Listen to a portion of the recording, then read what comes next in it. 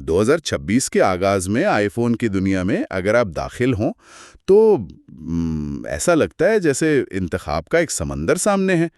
Apple ने अभी iPhone 17 series launch की है और अब सूरत हाल ये है कि आपके पास नए चमकदार मॉडल्स भी हैं, पिछले सालों के ताकतवर प्रो मॉडल्स भी जो अब सस्ते हो गए हैं, जी बिल्कुल। और कुछ पुराने मॉडल्स भी हैं जो आज भी बजट में बेहतरीन कारकर्दगी दे रहे हैं। मतलब इतने ज़्यादा ऑप्शंस हैं कि फैसला करना मुश्किल हो गया है। तो असल सवाल यह है कि 2026 में कौन सा आईफोन खरीदना एक समझदारी वाला फैसला है। आज हम इसी पर बात करेंगे। बिल्कुल। और ये समझना बहुत ज़रूरी है कि मार्ट में मौजूद हर आईफोन आपके पैसे की बेहतरीन कीमत नहीं देता। कुछ फ़ोन्स तो वैल्यू ट्रैप्स की तरह होते हैं, यानी वो कागज़ पर बहुत अच्छे लगते हैं, कीमत भी कम होती है, लेकिन इस्तेमाल में आपको एहसास होता है कि आपने कुछ अहम चीज़ों पर समझौता कर लिया है। तो आज हम सिर्फ एक लिस्ट नहीं बनाएंगे, बल्कि उसके पीछे की हिकमत अमली को समझेंगे कि 2026 में कौन से आईफोन्स वाकई बेहतरीन हैं, चाहे बजट कम हो या ज़्यादा। और हाँ, ये एक मुंतखब फहरिस्त है। अगर किसी मॉडल का जिक्र नहीं है तो इसका मतलब ये नहीं कि वो बुरा है, बस ये कि इस कीमत पर शायद उससे बेहतर कोई ऑप्शन मौजूद हो। बहुत खूब। तो आइए सबसे बुनियादी और बजट वाले ऑप्शन से शुरू करते हैं। मेरे ख्याल में 2026 में जदीद आईफोन के तजुर्बे का जो एंट्री टिकट है वो आईफोन 13 है। इसकी कीमत अब बहुत कम हो चुकी है, डिज़ाइन आज भी फ्लैट एजेस के साथ जदीद लगता है, कारकर्दगी बेहतरीन है और 5G तो है ही। और कैमरे के लिहाज से तो ये आज भी हैरानकुन है। इसमें सेंसर शिफ्ट ओआईएस टेक्नोलॉजी है और दिलचस्प बात यह है कि ये फीचर एप्पल ने पहली बार आईफोन 12 प्रो मैक्स जैसे महंगे फ़ोन में दिया था। उसे एक बुनियादी मॉडल में लाना उस वक्त एक बहुत बड़ी बात थी। इसका मतलब है कि कम रोशनी में भी आपकी तस्वीर और वीडियोस बहुत मुस्तहकम और साफ आती हैं। अच्छा। इसका मेन सेंसर भी आईफोन 12 से बड़ा था और सिनेमैटिक मोड, जो आज भी सोशल मीडिया वीडियोस के लिए काफ़ी कारआमद है। लेकिन क्या ये कैमरा 2026 के सोशल मीडिया स्टैंडर्ड्स के लिए वाकई काफ़ी है? आजकल तो हर कोई 4K HDR वीडियोस की बात कर रहा है। क्या ये फ़ोन वहाँ थोड़ा कमज़ोर नहीं पड़ जाता? देखें, ये एक बहुत अहम नुक्ता है। अगर आप एक प्रोफेशनल कंटेंट क्रिएटर हैं तो यकीनन आपको उसकी हुदूद महसूस होंगी।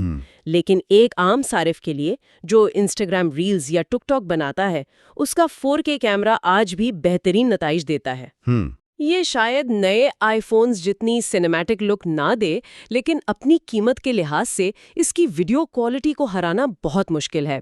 और एक और बात, इसकी थर्मल मैनेजमेंट यानी गर्मी को कंट्रोल करने की सलाहियत आईफोन 12 से कहीं बेहतर थी। ठीक है, ये बात समझ आती है।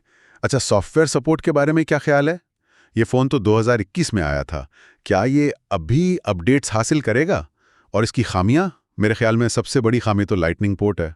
सॉफ्टवेयर के मामले में तो एप्पल की तारीफ बहुत अच्छी है। उम्मीद है कि उसे iOS 28 और शायद iOS 29 की अपडेट भी मिल जाएगी। अच्छा। यानी ये अगले 2-3 साल तक बिल्कुल महफूज और अप टू डेट रहेगा। लेकिन आपकी बात बिल्कुल दुरुस्त है, लाइटनिंग पोर्ट अब एक पुरानी टेक्नोलॉजी लगती है। और दूसरी बड़ी खामी 60 हर्ट्ज रिफ्रेश रेट वाली डिस्प्ले है। इसमें प्रोमोशन नहीं है। और इसमें सिर्फ 4 GB रैम है। इसको यूं समझें कि जैसे आपकी मेज़ छोटी है। अब एक वक्त में एक काम तो बहुत अच्छे से कर सकते हैं, लेकिन जैसे ही आप बहुत सारी ऐप्स एक साथ खोलेंगे, वो पस मंज़र में दोबारा लोड होंगी। बिल्कुल, यही बात है। हालांकि इसकी चिप इतनी तेज है कि वो रीलोड का अमल भी तेजी से कर लेती है। बस एक अमली मशवरा, चूंकि ये फ़ोन अब तकरीबन 4 साल पुराने हैं, अगर आप इस्तेमालशुदा फ़ोन खरीद रहे हैं तो बैटरी की सेहत पर कोई समझौता ना करें। 85% से ऊपर हो तो एक अच्छा सौदा है। तो आईफोन 13 एक बेहतरीन बजट ऑप्शन है, लेकिन अगर कोई थोड़े ज़्यादा पैसे खर्च करके प्रो दुनिया में कदम रखना चाहे तो? मेरे ख्याल में यहाँ आईफोन 13 प्रो इस्तेमालशुदा मार्केट का एक खुफिया सुपरस्टार बन जाता है। मैं इसे गोल्ड टियर कहता हूँ। इसकी सबसे बड़ी वजह प्रोमोशन डिस्प्ले है। ये ऐसा ही है जैसे आप पहली बार हाई डेफिनेशन टीवी देखते हैं, उसके बाद वापस पुराने टीवी पर जाना नामुमकिन लगता है। बिल्कुल। 120 हर्ट्ज की वो हमवारी, वो स्क्रोलिंग का एहसास, एक बार जब आपको इसकी आदत हो जाए तो 60 हर्ट्ज की स्क्रीन टूटी हुई महसूस होती है। और ये सिर्फ स्क्रोलिंग की बात नहीं है, है ना? इससे पूरा ऑपरेटिंग सिस्टम ज़्यादा तेज़ और रिस्पॉन्सिव महसूस होता है। और मेरे लिए इससे भी बड़ा अपग्रेड 4 GB से 6 GB रैम पर मुंतकली है। ये रोजमर्रा के इस्तेमाल में एक बहुत बड़ी बेहतरी है। बिल्कुल। और फिर आपको एक मुकम्मल ट्रिपल कैमरा सिस्टम मिलता है जिसमें 3x टेलीफोटो लेंस भी शामिल है।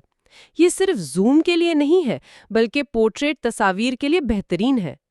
टेलीफोटो लेंस की वजह से चेहरे के फीचर्स ज्यादा कुदरती और खुशगवार नजर आते हैं। खामियां वही हैं, लाइटनिंग पोर्ट और बैटरी का ख्याल रखना। लेकिन इस कीमत पर आपको एक मुकम्मल प्रो तजुर्बा मिल रहा है। ठीक है, तो ये तो हुए पुराने मॉडल्स। अब कुछ साल आगे चलते हैं। अगर किसी को एक नया, जदीद, बुनियादी मॉडल चाहिए, मेरे ख्याल में आईफोन 15 आज भी बहुत मौजू है। उसका सबसे बड़ा फायदा आखिरकार USB-C। हाँ जी, USB-C के अलावा भी इसमें बहुत कुछ है। डायनामिक आइलैंड इसे एक जदीद शक्ल देता है। 48 मेगापिक्सल्स का मेन कैमरा शानदार तस्वीरें लेता है और इसके गोल किनारे हाथ में बहुत आरामदेह महसूस होते हैं। लेकिन इसकी असल ताकत, खास तौर पे 15 प्लस मॉडल की, उसकी बैटरी लाइफ है। वो फोन बैटरी के मामले में एक जानवर है। मैं ये मानता हूँ 15 प्लस की बैटरी शानदार है, लेकिन क्या इसकी कीमत एक भारी और बड़ा फ़ोन नहीं है?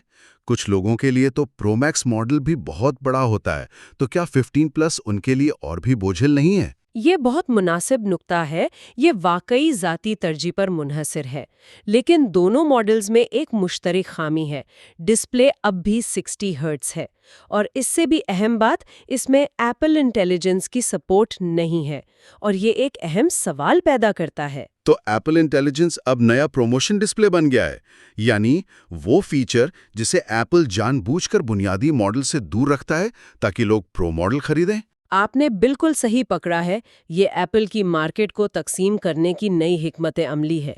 सच ये है कि 2026 में भी बहुत से लोगों के लिए ऑन डिवाइस एआई इतनी अहम नहीं होगी। वो जेमिनी और चैट जीपीटी जैसी थर्ड पार्टी ऐप्स इस्तेमाल करने के आदी हैं।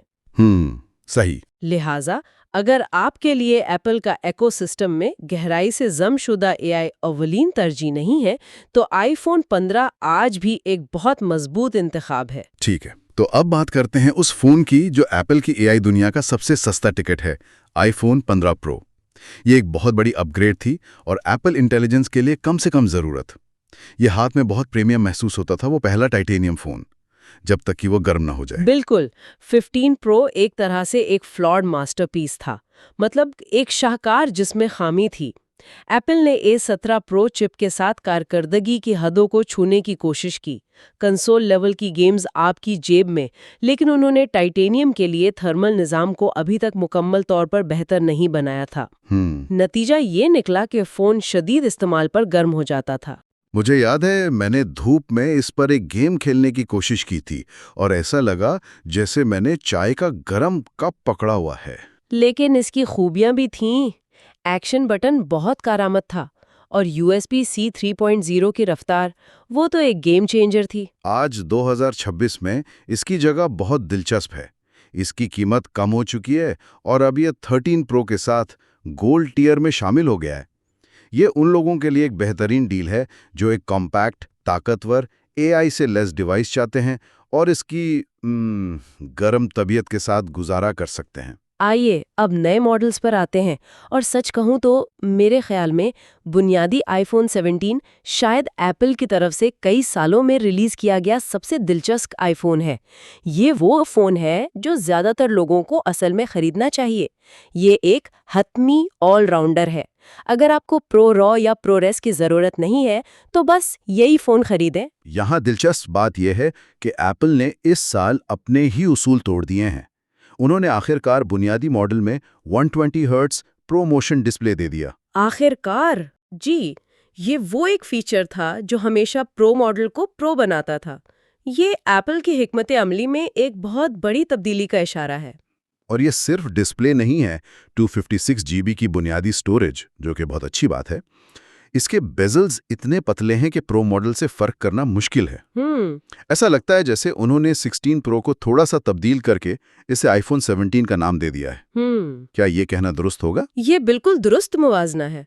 हकीकत तो ये है कि इसकी चिप पिछले साल के 16 प्रो मैक्स से भी तेज है।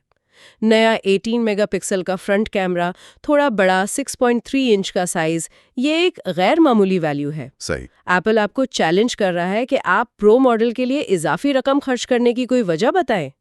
ज्यादातर लोगों के लिए इस फोन में कोई कमी नहीं है। और आखिरकार वो फ़ोन जो मैं खुद इस्तेमाल कर रहा हूँ, आईफोन 17 प्रो। सच कहूँ तो मैं 15 प्रो से अपग्रेड करने में हिचकिचा रहा था। मुझे लगा कि ये एक मामूली तब्दीली होगी, लेकिन मैं गलत था। अगर हम इसे बड़ी तस्वीर से जोड़ें तो सबसे बड़ी तब्दीली थर्मल कारकर्दगी है। एप्पल टाइटेनियम को छोड़कर एक नए यूनिबॉडी एल्यूमिनियम डिजाइन पर वापस चला गया और इसके साथ एक नया वेपर चेम्बर इस्तेमाल किया। अच्छा, ये क्या चीज़ है? वेपर चेम्बर को आप गर्मी के लिए एक सुपर हाईवे समझें।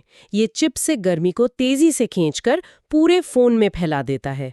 नतीजा, आप शदीद धूप में 4K 120 FPS पर वीडियो शूट करें और फोन सिर्फ गर्म होगा, शदीद गर्म नहीं। ये थर्मल इंजीनियरिंग में एक बहुत बड़ी कामयाबी है। लेकिन ये भी कामिल नहीं है। ऑनलाइन स्क्रैच गेट के नाम से एक बहस चल रही है कि कुछ रंगों पर आसानी से खराशें पड़ जाती हैं। मैंने इसीलिए महफूज रास्ता इख्तियार किया और सिल्वर मॉडल लिया।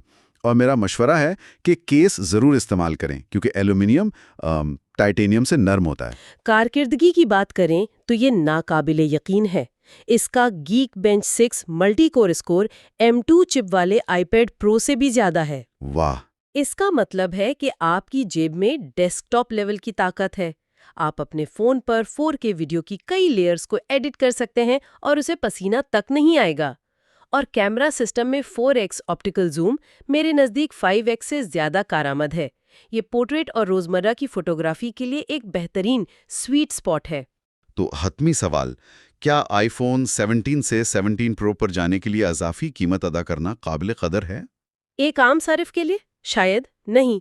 बुनियादी आईफोन 17 इस साल इतना अच्छा है, लेकिन अगर आप एक कंटेंट क्रिएटर हैं, एक संजीदा गेमर हैं या कोई ऐसा शख्स जो अपने डिवाइस को उसकी आखिरी हद तक इस्तेमाल करता है, तो 17 प्रो आखिरकार 15 प्रो के सबसे बड़े मसले को हल करता है। तो इस सब का क्या मतलब है? आइए जल्दी से खुलासा करते हैं। बजट पर चलने वालों के लिए आईफोन 13 आज भी एक मजबूत इंतखाब है। जो एक दानिशमंदाना और मुतवाज़िन फैसला करना चाहते हैं, उनके लिए आईफोन 17 एक बेहतरीन ऑलराउंडर है, शायद इस साल का सबसे बेहतरीन फ़ोन। और उन लोगों के लिए जो गर्मी के मसाइल के बगैर डेस्कटॉप जैसी ताकत चाहते हैं, आईफोन 17 प्रो हतमी इंतखाब है। और आखिर में एक सोचने पर मजबूर करने वाला ख्याल, आईफोन 17 प्रो में बेहतर थर्मल कारकर्दगी के लिए टिटेनियम से एल्यूमिनियम पर वापसी खालिस मादी बर्तरी पर अमली कारकर्दगी को तरजीह देने की तब्दीली को जाहिर करती है। ये स्मार्टफोन डिज़ाइन के मुस्तकबिल के लिए एक दिलचस्प सवाल उठाता है। हकीकी दुनिया में बेहतर सारिफ के तजर्बे के लिए मुस्तकबिल में और कौन से प्रीमियम फीचर्स कुर्बान किए जा सकते हैं? क्या प्रीमियम का मतलब वो मवाद है जो महंगा महसूस हो, या वो डिवाइस जो दबाव में बेहतरीन कारकर्दगी दिखाए? मेरे ख्याल में एप्पल ने इस साल कारकर्दगी का इंतखाब किया है और ये पूरी इंडस्ट्री के लिए एक बहुत दिलचस्प मिसाल कायम करता है।